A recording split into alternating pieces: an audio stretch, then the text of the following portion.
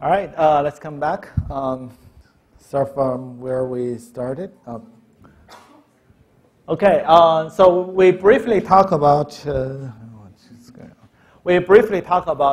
solid platform and the Illumina platform. So just to keep in mind, the major difference between the two technologies are, number one, their amplification procedures are different.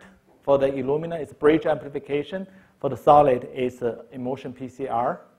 And for the detection method, it's different. For the Illumina, it's synthesis, sequencing by synthesis. So at the time that you put more nucleotides on, you do the sequence. And for the Illumina, for the solid, it's sequence by ligation. And one other major difference between the two platforms are their data structure. And for the Illumina, it's more like a base space. That's what we call it. It's you get ACGT and direct sequencing. And for the solid platform, you got color space. And it becomes really confusing for the color space. But it has a lot of good features that built in. Okay.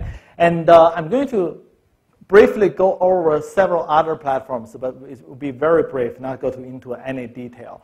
So the first one is the 454 technology. So what they use is something called the parasequencing.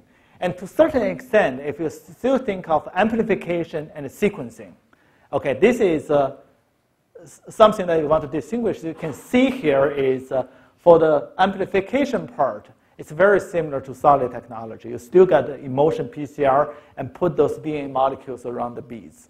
Okay? And for the sequencing part, they use something like called a parasequencing. I'm not going to go detail about that.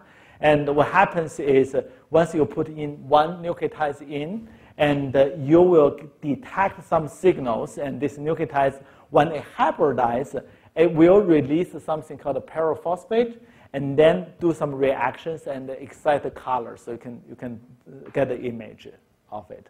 So again, the point, I'm not trying to get into detail of this about the biochemistry part, but for the 454 technology, there is really good features of that. Is the length of the rays are really, really long. And for the Illumina technology, it goes to 100 base pair, and for solid, it's 75 base pair. But for 454, it's a 400 base pair so far. And as we mentioned, that this 454 has been purchased by Roche, which headquarters here. So they have a very nice poster in their company. And I wasn't able to find it online, so I make my own. So the point here is once you get a nice picture here and you want to play puzzle games, right? There's two choices. You can play this puzzle game, so we break it into 4 different pieces, and each one is pretty big, or 200 ones, and each one is very small, right? And which one you want to play? That's the question. And of course, if you want to torture yourself, of course, this is the way to go. But when we do the sequencing, especially when we do assemble the genome, once we got a short reads and we want to assemble the genome, and this is a much easier way to work with. So that's the point of their poster. I thought it's very neat.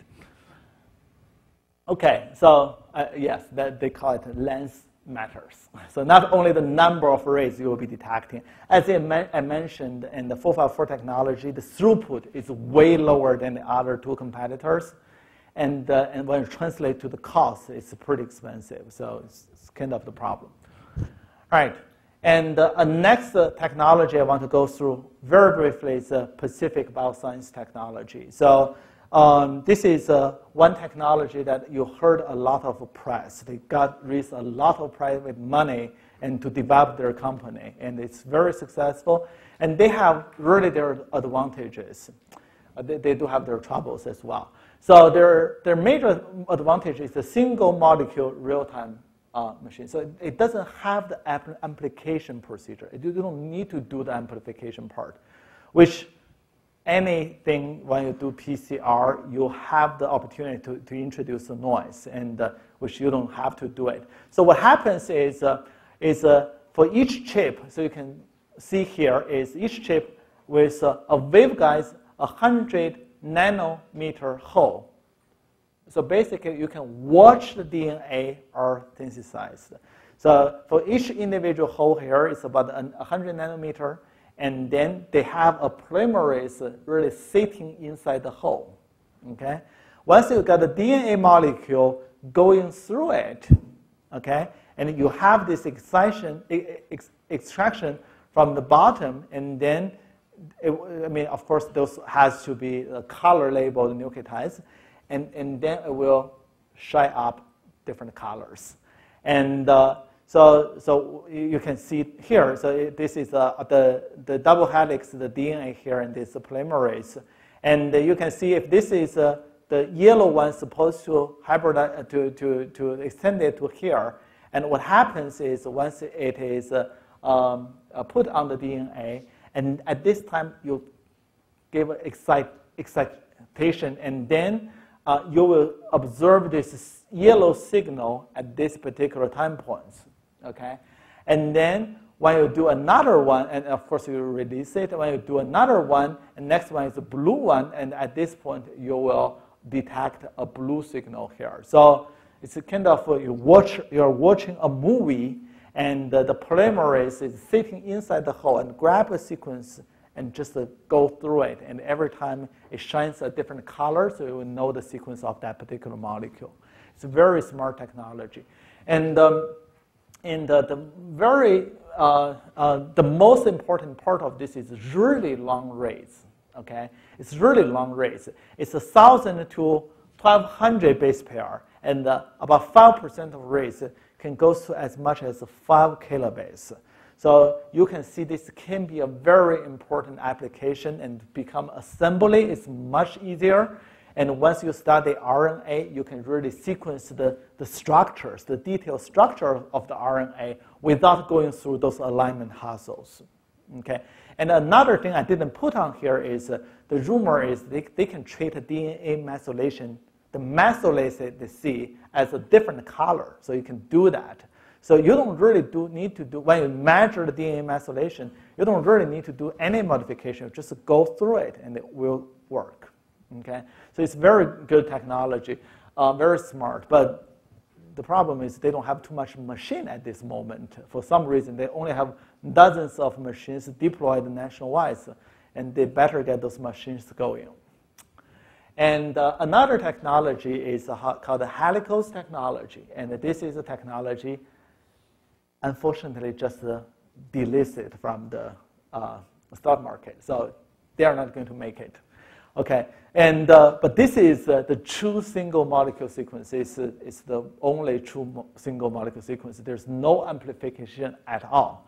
It's very easy, simple steps. And of course, I heard about it. I never touched the data.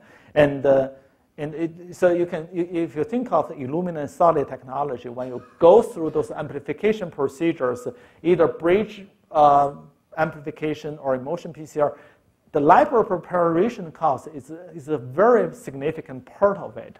But for them, it seems that they only just put a poly T at the end of the DNA. That's the end of it. Done.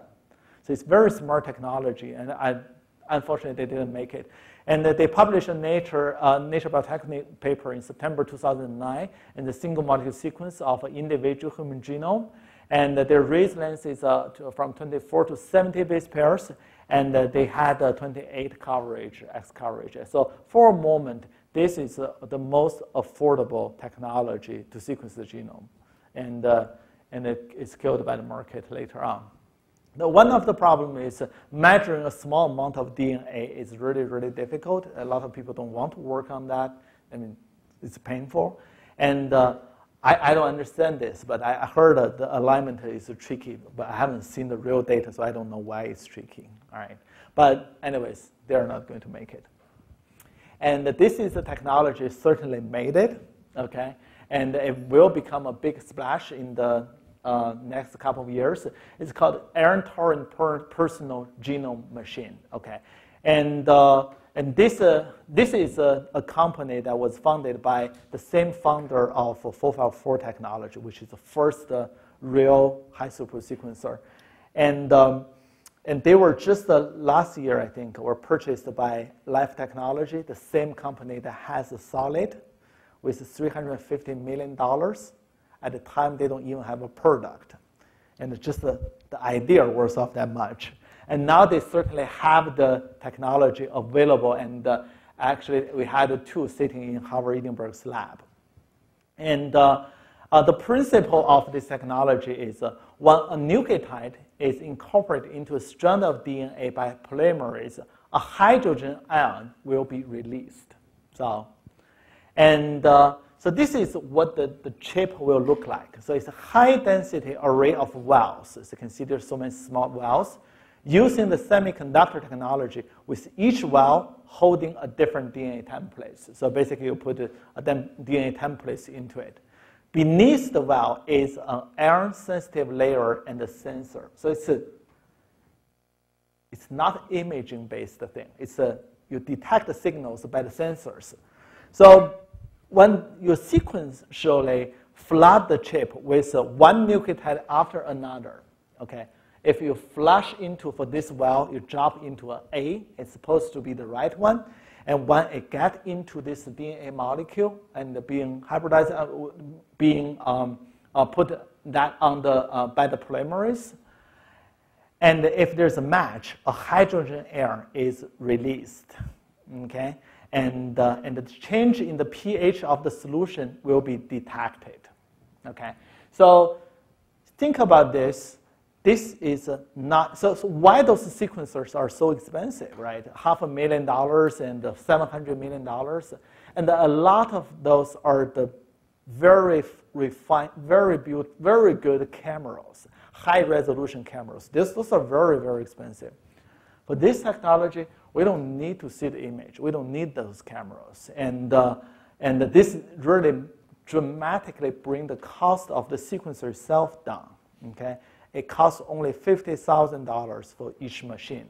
So it's probably cheaper than some of the real-time PCR machines. And it's very affordable by small labs and also clinical labs. And it's very, very interesting technology.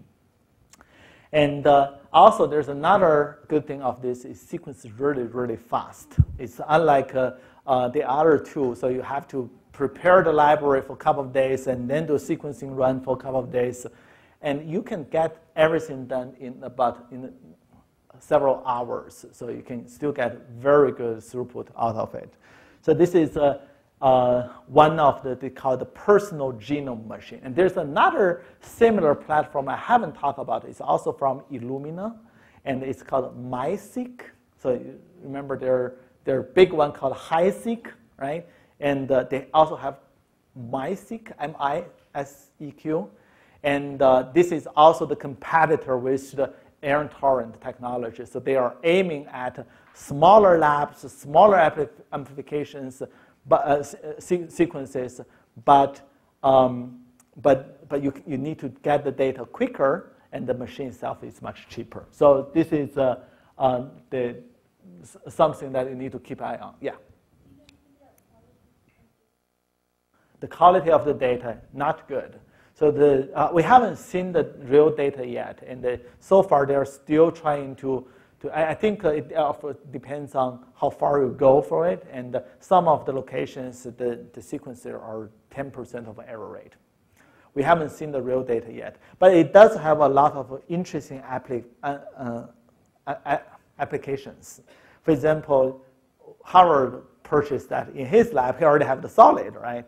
And he purchased in his lab. One of the reasons is once you bring your sample in, how do I know it's good, right? Instead of sequence the entire thing for $10,000, let's do some titration runs using the smaller machines and to see the quality of your samples. And then if it's good, go for the big ones, right? So there's a lot of interesting applications, but the major thing the market they're aiming is still the clinical laboratories that I think our department is trying to get a few as well. All right. I'm not going to go through all this. All right. So far, this is an incomplete list of all the next generation sequencing platforms, and it's already numbered to 36. And there's several different niches when you select a sequencer. Of course, the pricing is important, and the read length and repeat speed and portability, all different things that needs to be considered. And there's a very interesting review article, and I encourage you to read it. It's a comparison of major platforms, and they did really, really great job. For the market share that we are having is, so this is surveys conducted by the CHI Professional Marketing Service, reported just published not long ago, and we can see that Illumina, 57% of the labs has Illumina.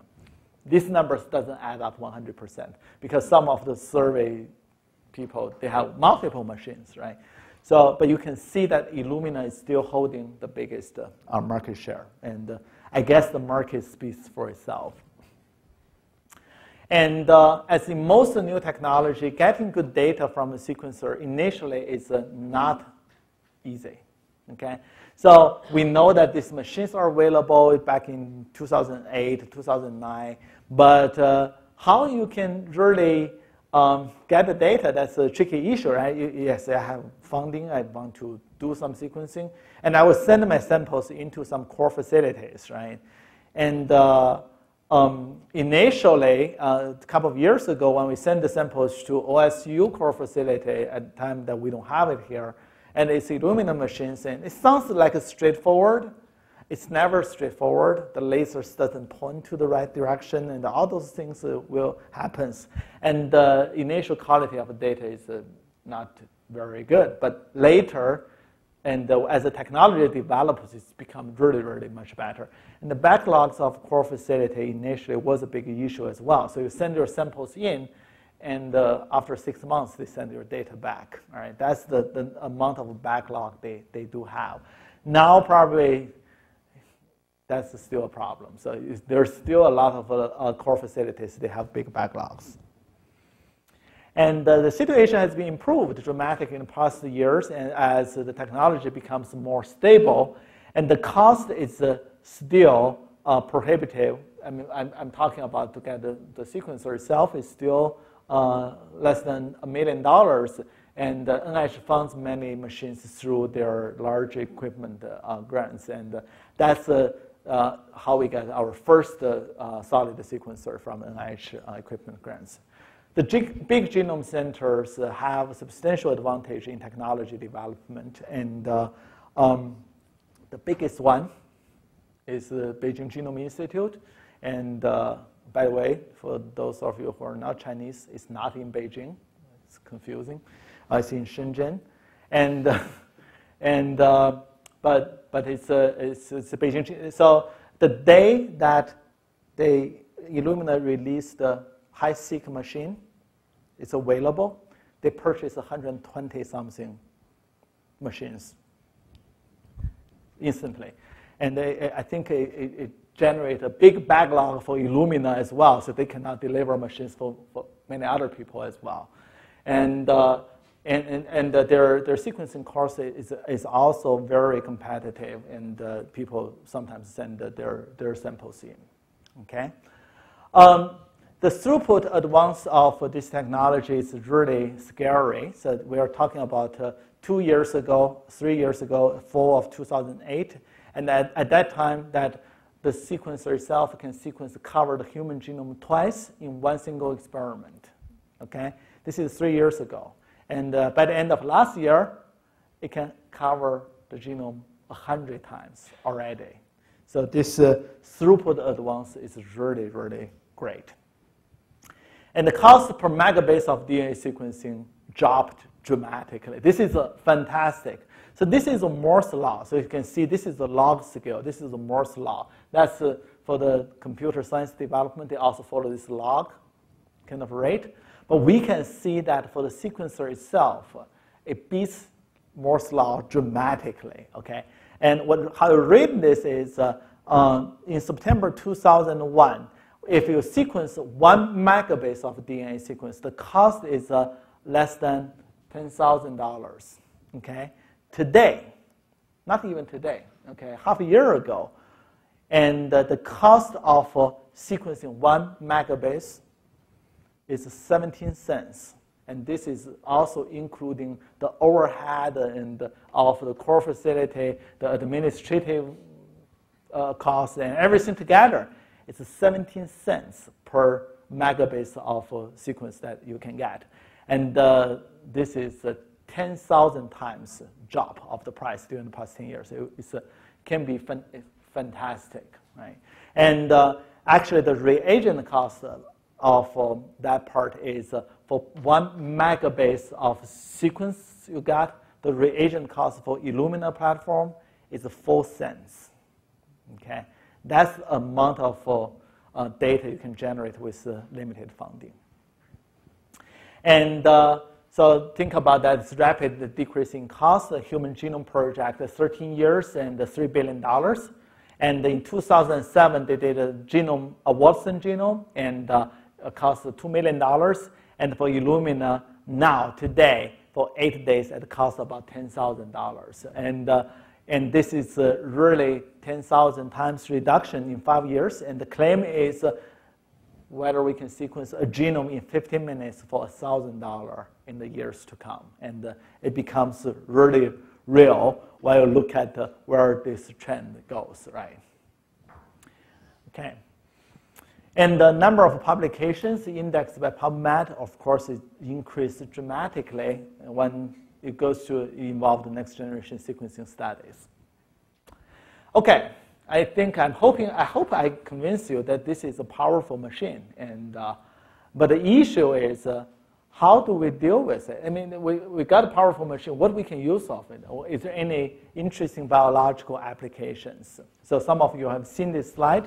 So what we can do with these powerful sequencers, and the first application will be sequence the DNA.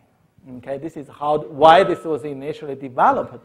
You can do the de novo sequencing, meaning you sequence the DNA which you don't know before, and it's not human, for example. And you can sequence, do the reference-based resequencing. So in our medical school, most application is here. So the point of that is to identify the genetic variations, including single nucleotide polymorphism, copy number variations, and the insertion deletions. And also you can sequence, do the metagenomic study, basically to identify who is there in a mixture of microbiology species. And you can sequence the RNA because of the throughput. So it's called RNA-seq or transcriptome-wide sequencing, and you can also sequence the small RNAs and novel non-coding RNAs.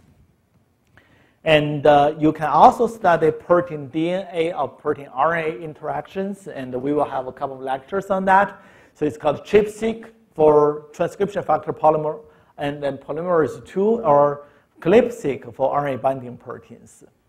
We can use this to study epigenetics, including DNA methylation, histone nucleosome positioning, and chromosome looping. So all these, most of these things will be covered in the class. For the DNA sequencing, and there's different scopes. So the first one is whole genome sequencing, okay, for human studies. We know that in 2007, and actually the work was done in 2008, and published in 2008. And this is the first individual genome has been published. It's Watson genome using 454 technology, cost us $3 million, $2 million.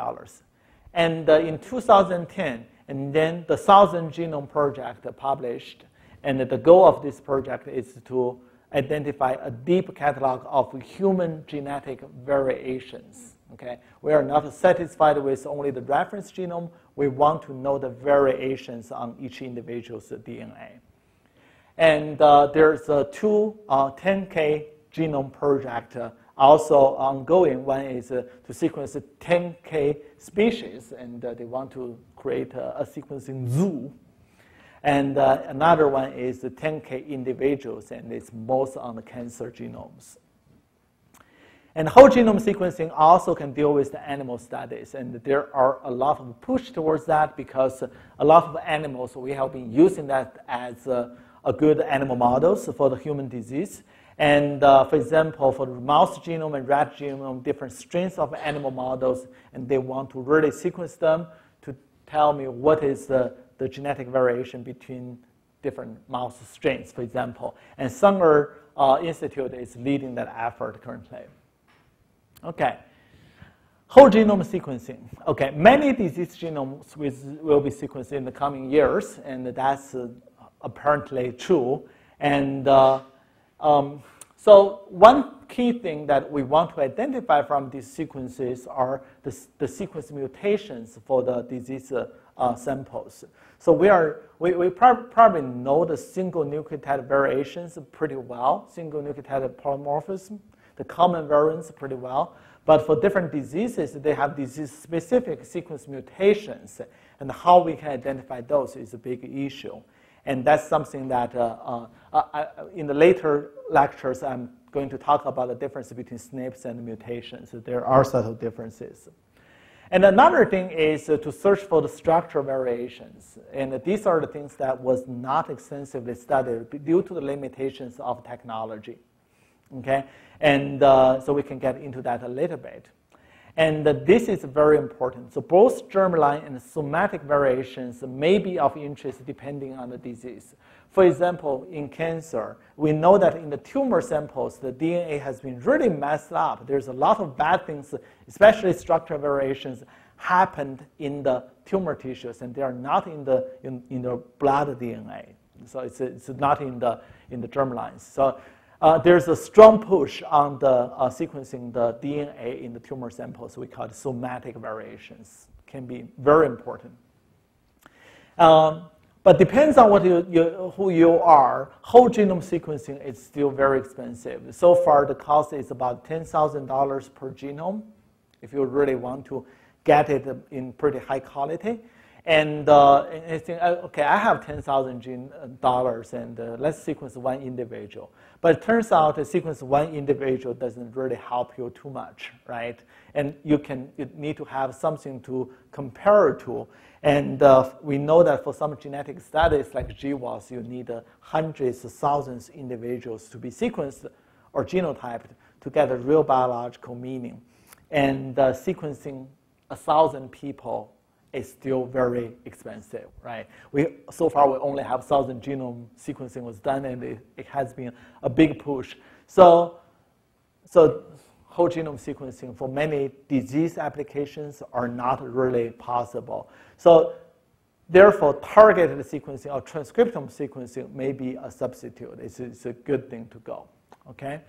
And a lot of people think cancer is the genome of the cancer is really maxed up, and we think so too.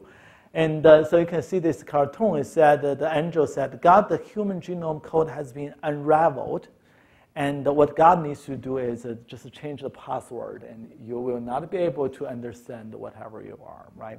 And actually, cancer are pretty smart. Okay, they can generate novel mutations, novel variants. And you think you find out the markers, but that's not the marker, and they can really make rapid changes. And so there's a high rate of abnormalities, sometimes 10K mutations per cancer. And another issue is, yes, you got a couple of people you want to sequence, and you sequence it, you find out variations, but the problem is only a small subset of those variations are driver mutations. Meaning those are the mutations that are the password for the cancer, right? And most of them are only passenger mutations that it's not having any biological meaning. And but how can we identify those passwords? How we decode that is a big issue. So question is it possible to identify the drivers in this tumor genome that drive the cancer progression? And is that possible to have the therapeutic selection based on genomics? So I will introduce one study to give you a hint what that really means.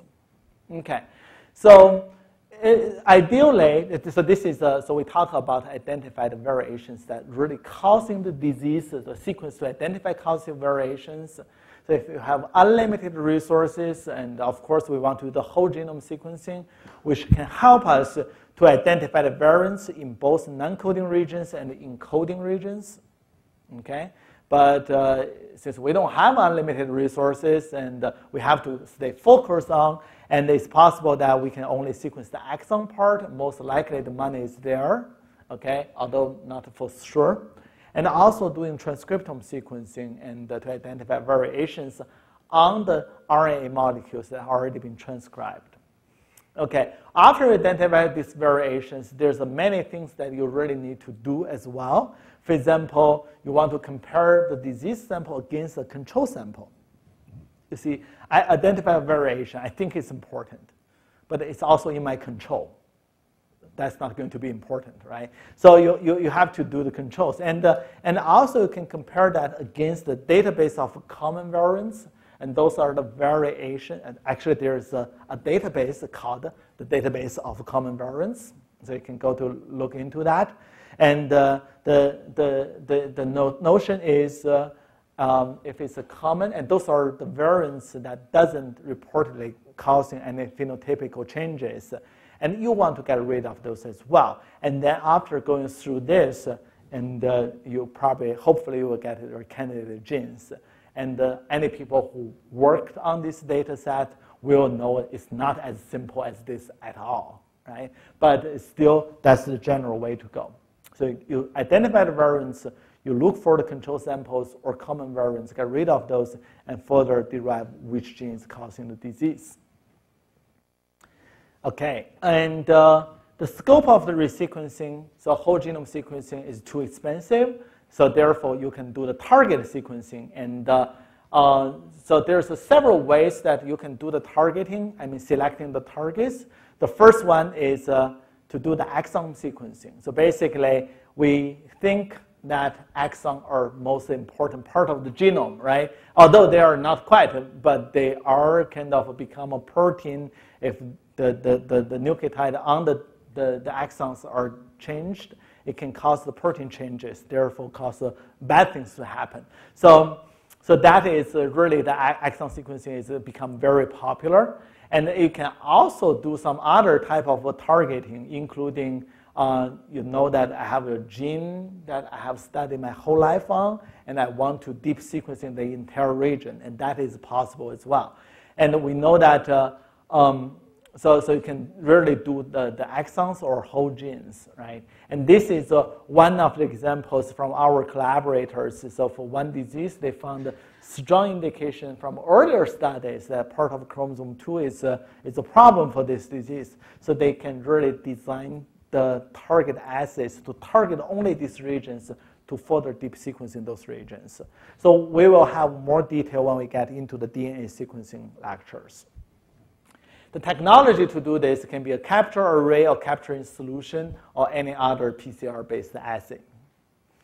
And another interesting application is you think I don't have money, I really want to do the sequencing, and you can still do by put different samples into it. And the goal is to identify genetic variations with a cohort of samples. So in the third lecture, and we will very systematically talk about all these different DNA sequencing applications. There's several studies published. I think all of them are from last year or this year. And the first one is sick-Sinus syndrome, and they did a whole genome sequencing and identified the genes that will cause this disease. And the Miller syndrome, this one is another one. They did exon sequencing. And this is for the human complex 1 deficiency. And they did the pooled sequencing and to help us to identify the genes. So there are several very successful applications on the DNA sequencing part. And apparently they're all published in Nature Genetics. And this DNA sequencing, because of the throughput, can help us to also study the copy number variation. So if you think of human genome, we are diploid genome, right? And so each gene, you should have 2 copies. But it's not always like that. Some part of the genome, they tend to have multiple copies, and especially in cancer, and those can really cause a big problem. But a shocking thing published in Nature 2006 is analysis of hypermap collections. Hypermap are some individuals, a collection of individuals. They don't have strong phenotypes. They don't have disease. Okay, they're healthy individuals, and they found that CNV is in 12% of the genome contains copy number variation. That's the normal ones. Okay, and many are related to disease processes, but a lot of them are not. And the technology to study copy number variation has been mature before the sequencing even. And there's a microarray technology. You can really study the copy number variation, including Affymetrix arrays and Agilent and Nimbogen arrays. And also this array CGH, I'm not going to go into it, and you can also use that to study that. And this is one example to study copy number variation. This is using Agilent assays and Affymetrix assays, right? And you can study those, but the issue is the resolution. Okay, with this type of array-based technologies, sometimes the resolution cannot be very high. Okay, and but using sequencing, you can really use it with a much higher resolution and no practical limit if sequence is deep enough. Okay.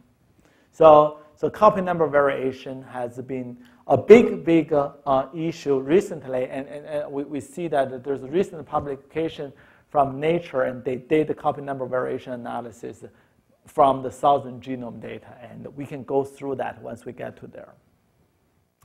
Copy number variation is one type of structure variation. Okay, there's many other type of structure variation as well.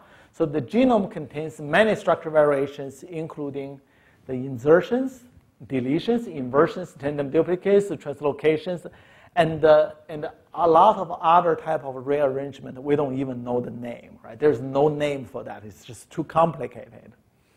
And study these structure variations is really a big problem, because since we don't know where they are, and there's no way we can design arrays to target on those, so it wasn't really possible.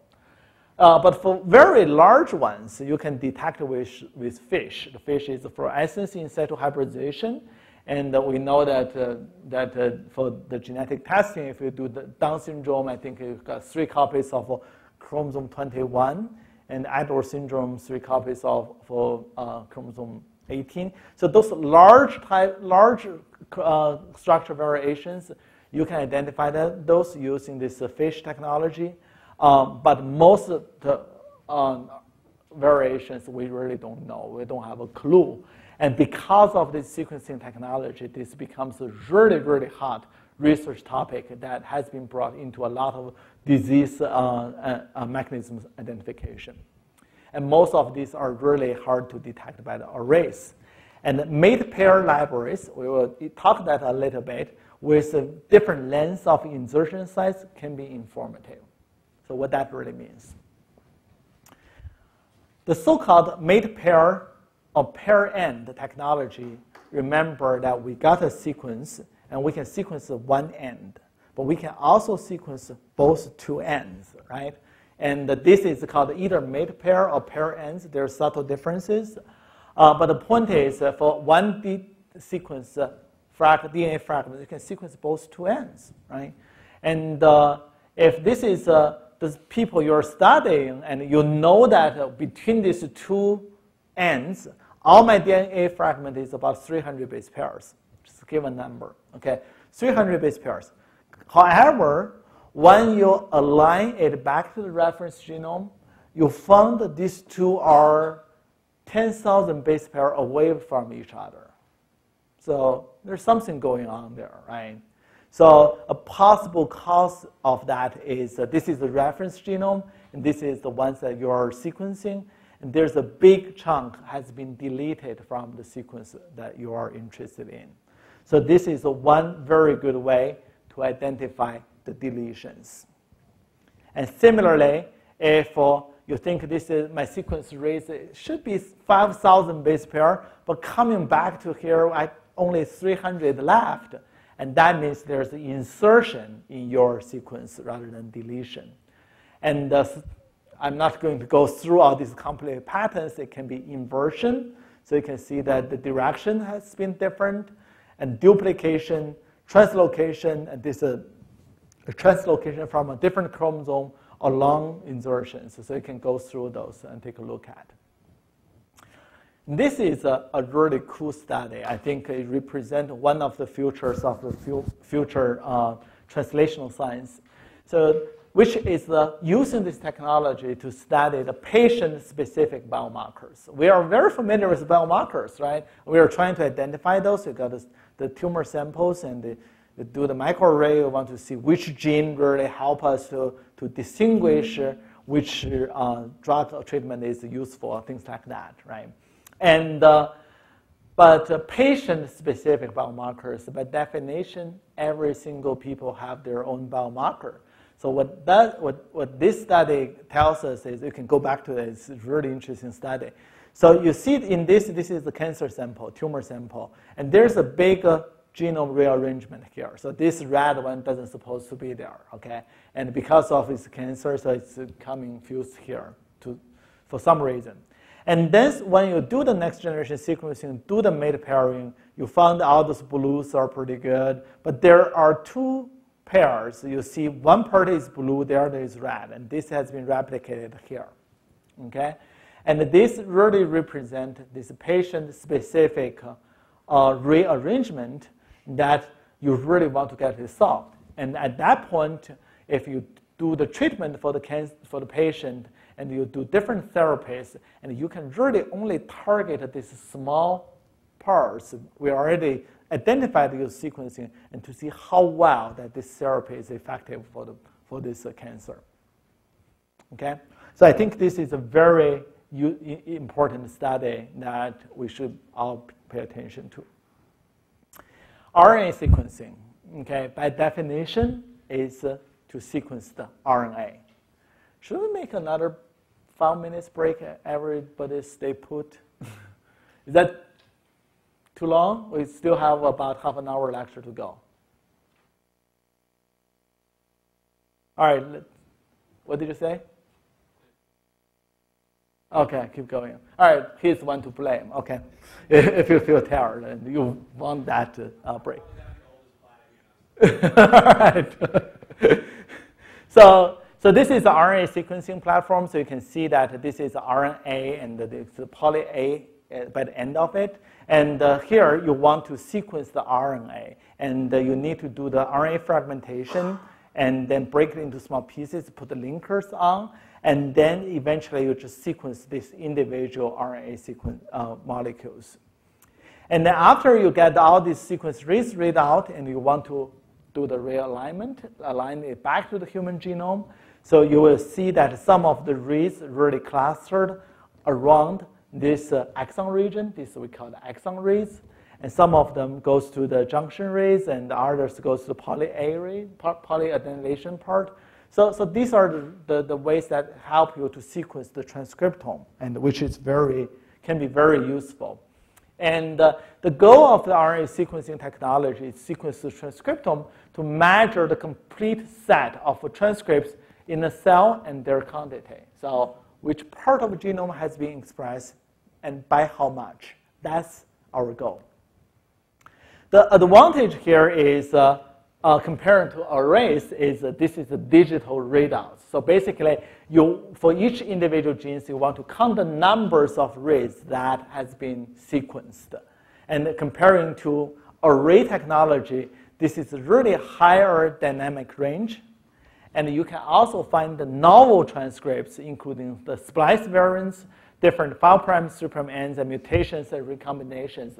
All these things, it's impossible to be found on microarray technology because you don't know they exist there. And you can also find other genetic variations on these transcripts. And study allele-specific expression if your coverage is very deep.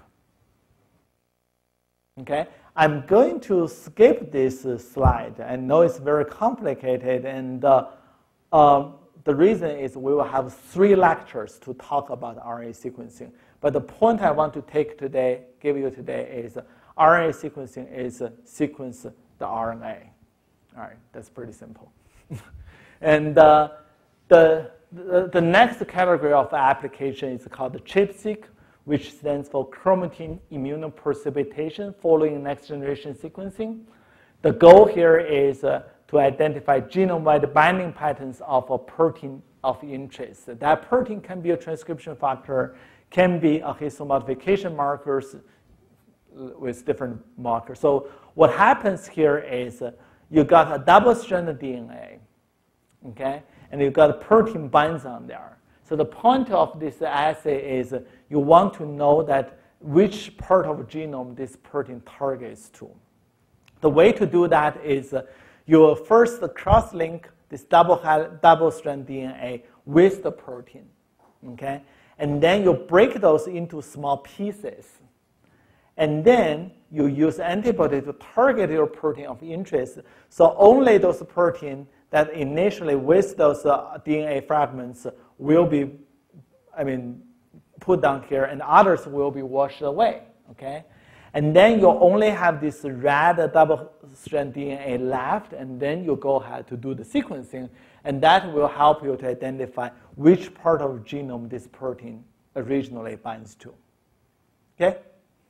So we will have a couple of lectures on that as well. This is exactly the same figure, and which is just prettier. So you can see the point here is this is the histone markers and the histone modification marker, and there's a transcription factor binding here. So with ChIP-seq, you can do both the transcription factor and the histone markers. It depends on the protein you want to, the antibody you use to target, which protein to target. So this is a very nice review paper. We'll go through extensively when we get there.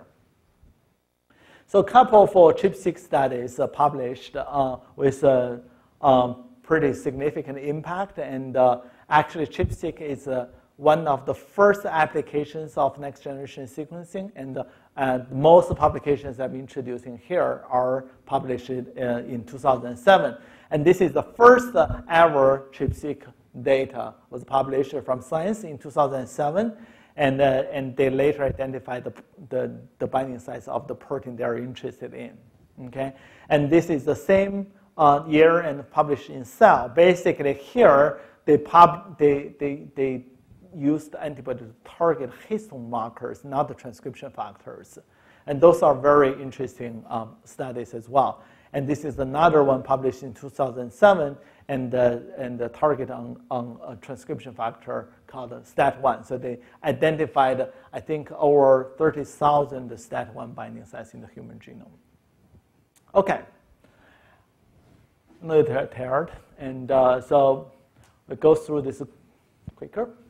So next generation sequencing enables breakthrough in genetic studies. So in the next several slides, I'm going to give you a brief overview of several studies that are not able, there's impossible to do without this technology. So those are all we call the big science, and I never know what that really means, but let's go through this kind of examples.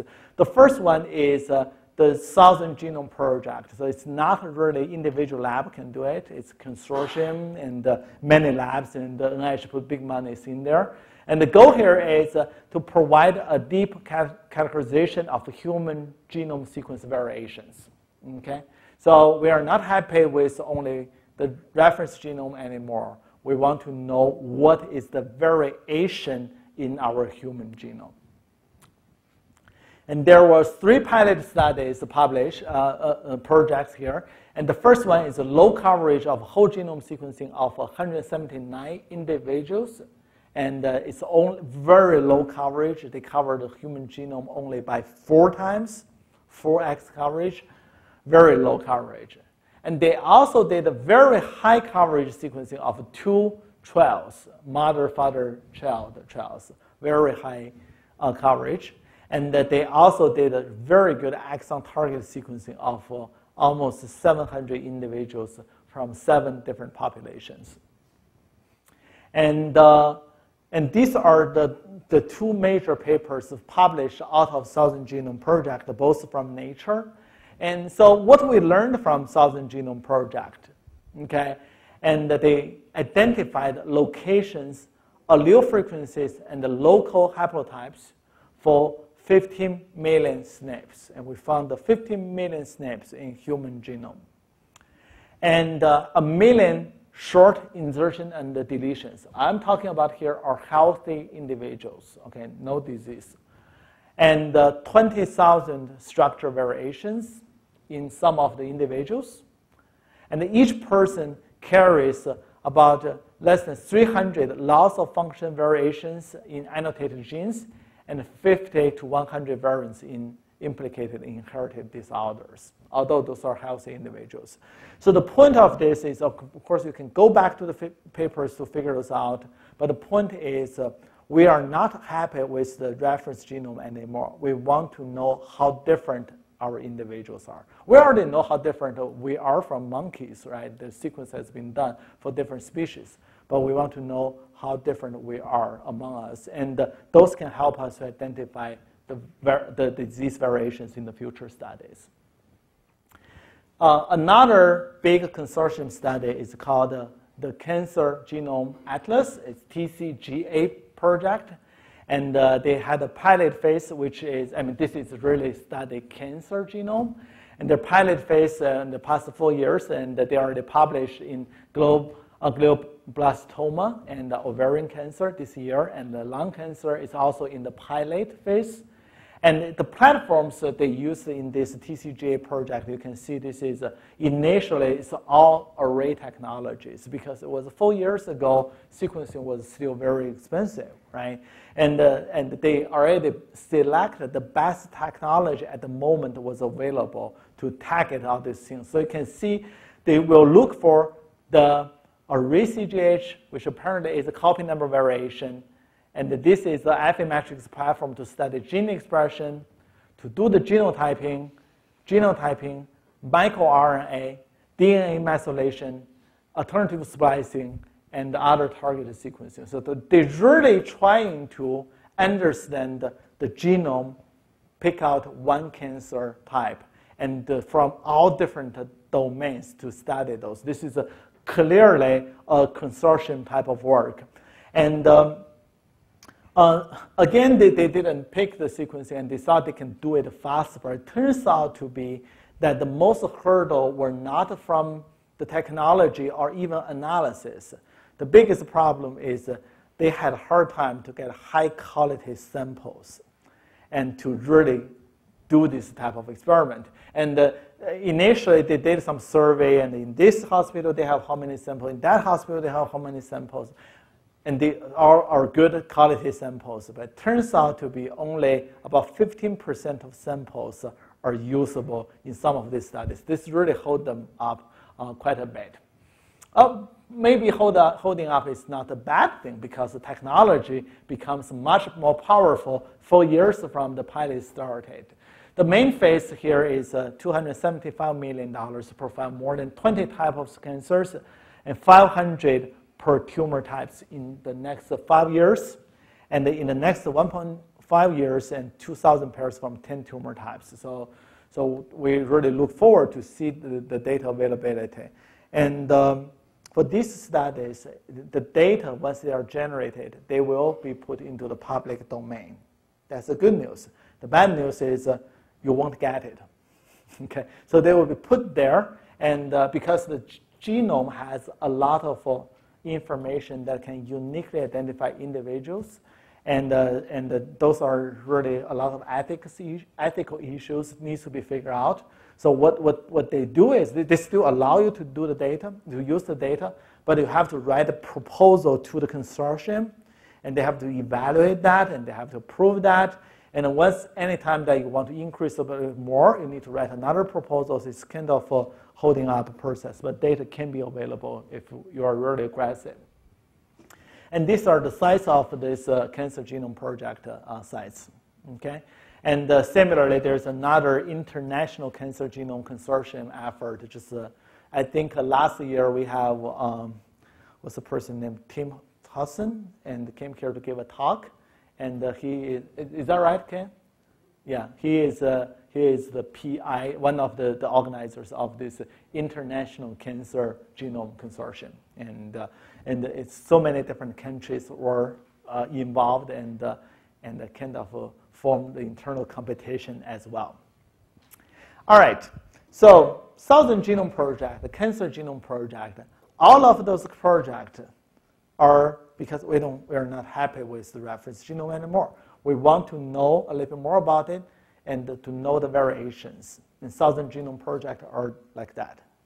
And there's another domain of information that we are not really familiar with yet. So once you got the 3 billion letters human genome sequence, not all of the 3 billion letters are useful. Some of the parts are more useful than others. We know the gene, the exon regions represent about less than 2% of the human genome, and a lot of people really spend effort on that. However, how to really annotate the meaning of those 3 billion letters is a big, big effort. And that comes with the ENCODE project, which is the encyclopedia of DNA elements. And this project started from initially launched in 2003. And at that time, there's just no other way. They want to do the whole genome. This is just not possible because of the technology limitation back in 2003. And they interrogated 1% of the genome, which is 13 million base. Half of them are manually selected, half of them are randomly selected. And the first paper they published from ENCODE project is 2007. And they identified quite a few things that if you're interested, you can go back to the paper. And there's 2 follow-up projects, and now becomes available, which is a full-scale human study, not only the 1% of genome, but the full scale, and also some of the model organisms. And the most notably is the Drosophila and C. elegans. Okay? Drosophila is the flies, and C. elegans are the worms. And those are really interesting the models that people study biology. And for the ENCODE project, initially they are all array-based technologies. You can see this RNA transcripts, promoter enhancers, DNA methylation, chromatin modification, transcription factor binding, DNase-1 hypersensitivity, and regions of replications. So all the array-based technology. But now the newer phase, of course, it has to be sequencing-based technology. And this is the model organism part, which is called the mode ENCODE. And basically, it's Drosophila and C. elegans. And so we already have the paper in the ENCODE system if you're interested in looking at. So you can see this is based on these 2 model organisms. You can look for transcription, splicing, which part of the genome has been transcribed, and the replications, epigenetics, including the histones and the methylations, and transcriptional regulations, and which part is the enhancer, promoter, and all different type of interesting stuff. And you can go back to the paper to check the availability. Okay, so there are some big science is available and based on this technology. But I want to make sure that this technology is also available for smaller labs. So if you study individual one disease samples, you want to do the transcription analysis, it's very much possible and it becomes more and more affordable. And I didn't talk about it here. That doesn't mean they are not there. So you can really still use that in your laboratory. The next part of this talk is the basic concepts. There's 2 basic concepts I want to deliver, and we will talk about that repeatedly in the later lectures. The first one is pair ends and mate pairs. Okay? So we talk about initially, so we got a DNA sequence, which is different lengths of DNA sequences, and this is a single end. So you can see we will sequence the very beginning part of the DNA. Okay? And pair end is a different concept. So you can see that the fragment length is about 200 and 500 base pairs, still that much. And instead of sequencing one end, you sequence both 2 ends. Okay? For 2 different platforms, they are different.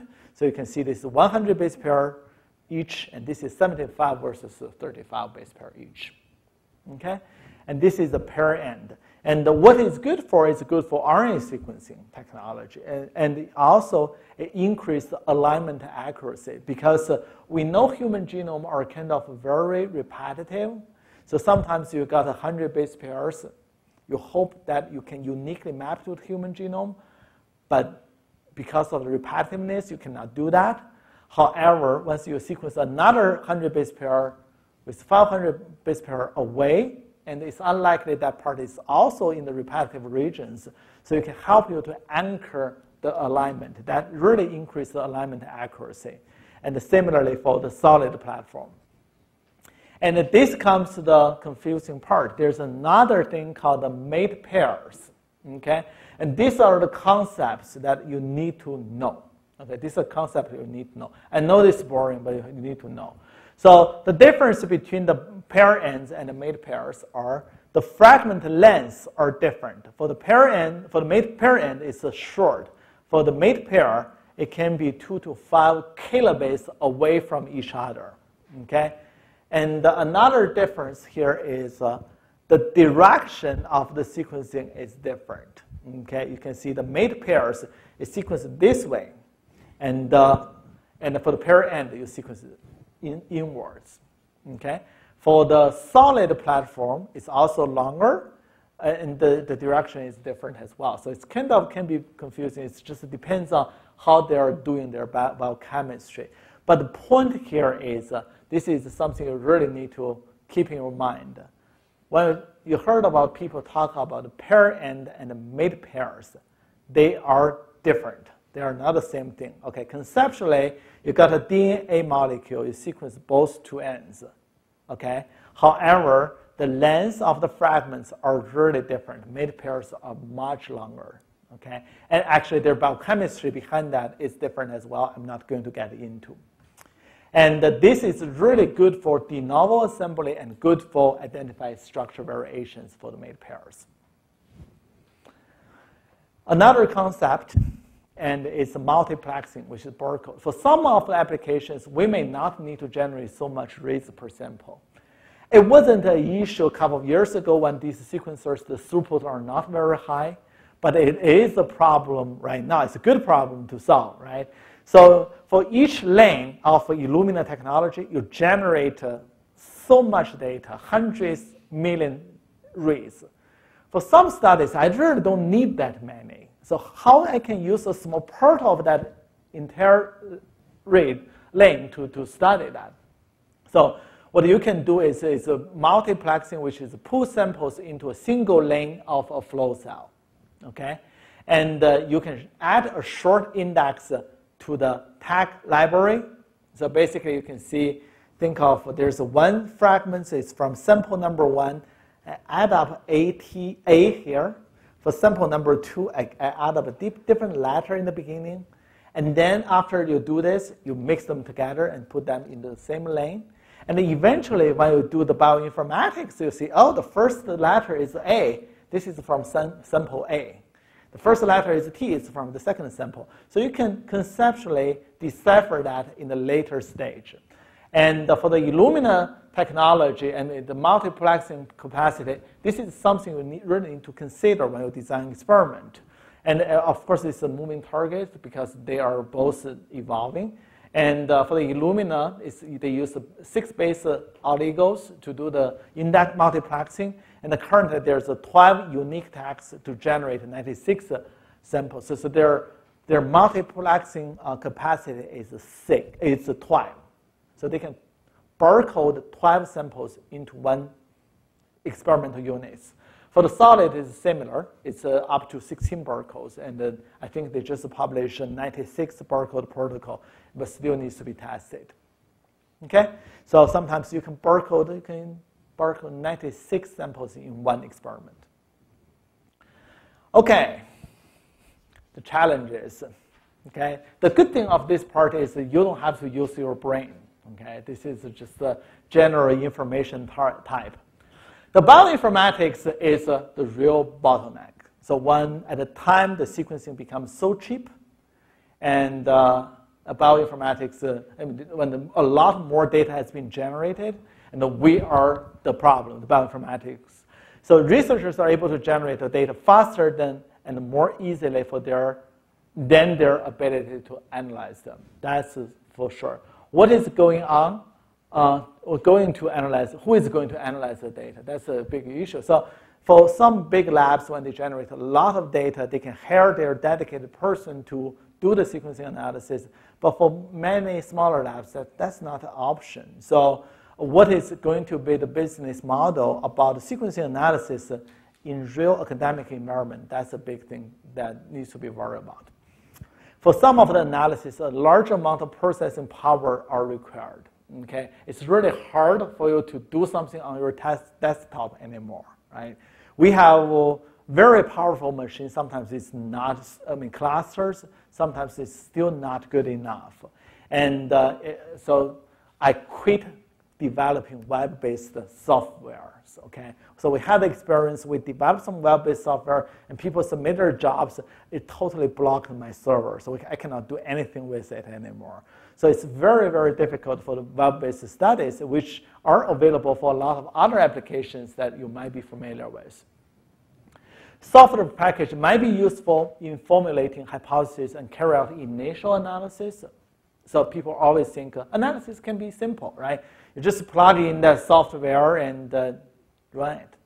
Okay, that is good for the initial phase. However, manual intervention is necessary to tease out the noises and get to the publication stage. So there's a lot of efforts needs to be built into that part of it. I think Janice knows that perfectly, right? And Janice, by the way, is working with Tatiana to struggle on those data analysis. And we know those, and we need time to spend on those. And that's one of the reasons I think it's a good idea for biology students come here to this class and to know those our struggles and where potential noise come from. And then you can do the analysis in a more intelligent way. And some investigators can learn, but not everybody can learn. Sometimes it's hard. And the problem will become more acute in the future with more and more sequencing data. The last topic here is related to the challenge. We have so many data, and it's not conceivable that every lab you generate a set of sequencing data, you have to buy a big computer cluster. It's impossible, right? It's just like when you do a sequencing data experiment, you don't have to buy a sequencer, right? You send your samples to somewhere, and they will do that. The overhead, the maintenance for those sequencers, you don't have to deal with it. The same thing is for the computation part. Okay, we need big machines, but that doesn't mean you have to buy big machines. So cloud is a very interesting idea to distribute your computation to, into a much scalable scale. So you can see the cloud are a large pool of easily usable and accessible virtualized resource. And this resource can be dynamically reconfigured to adjust a variable load. You can read those things. But the point is, you don't have to buy your computer. There are computers somewhere in the world, right? It doesn't matter where that is, right? Some part Google has it or Amazon has it. It doesn't really matter. So what you want to do is, once you get your data analysis done, you send your samples to one of the computational resources somewhere in the world, and then they can help you to do it. They already help people to maintain those big machines, so you don't have, and then you just pay what type of computational time you used. Okay, so the point here is ability to scale. Okay, let's say jobs that takes 10 hours on single server can be done in 1 hour on 10 servers. Okay, so if you spend the 10 hours, 1 hour on 10 servers, and those servers you can distribute the cost, and that really saves you a lot of your time. Pay per use, only pay for what you use when you use it. Okay, when you don't use it, you don't pay for it. Okay, some people, it's the electricity. For those big servers, it's not like your desktop. You just throw it home and it doesn't cost anything. For those big servers, you need a cooling system. You need a UPS to protect the surge of the power. It's very kind of intensive job to do that. And it also reduces the needs to purchase the hardwares. And increase the flexibility is a variety of server types and operation systems. So for different type of applications, you may use different node type of server. So let's get to this. So you can see that you can really use small nodes, okay? And these are not powerful machines, okay? This is Amazon Web Service pricing. And it's about 10 cents per hour for a core, like 1.7 gig of memory and 160 gig of storage. Not big at all, right? But you only pay 10 cents per hour when you use it. And there's larger ones that have larger memory and storage and more computational power, and you pay a little bit more. And there's some bigger ones as well, okay? So the point here is when you do different type of study, after you get your experiment done, some of the applications you may want to use the smaller ones, others you may want to use the bigger ones, and you don't have to buy two machines. You just use their service, and it's very much scalable. However, if you don't use the cloud very often, and sometimes you will make a mistake, you can spend thousands of dollars and don't get anything out of it, right? And so you analyze the details of the projects to take full advantage of the cloud. So that's something you have to do. So create a backup strategy before you launch an instance, okay? So don't just trust the cloud service. They will maintain your data very well. You have to back up your own stuff. And only launch an instance when you're ready to start working and shut down the instance when the work is complete. The reason for that is the charging, the timing starts from the time you kick in, right? Not start from you run the real data. So if you don't plan well, some of the servers, sometimes we know that one job is dependent on the completion of another job and things like that. If you don't do it well, and a lot of servers you're holding there, you're paying for it, and not really using it. And when you get to use it, and a lot of money has been wasted. So just really a lot of things needs to be planned out before you use it. And access an instance using a secure connection is important, and you have to actively monitor your account. Otherwise, your credit card will be going away pretty fast. And actually, in addition to this, there's another thing that needs to be considered, which is the IRB issue.